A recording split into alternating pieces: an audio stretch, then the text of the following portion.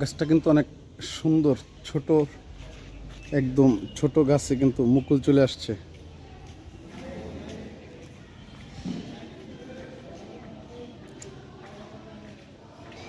আম যখন ধরবে দেখতে কত সুন্দর লাগবে দেখুন একটু।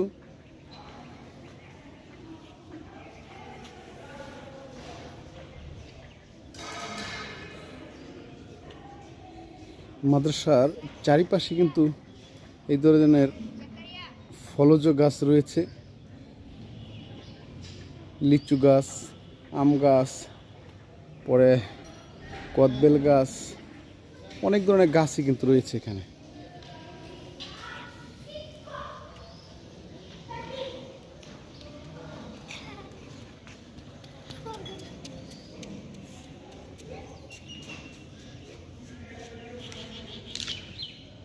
মসজিদটি দেখছি আমরা।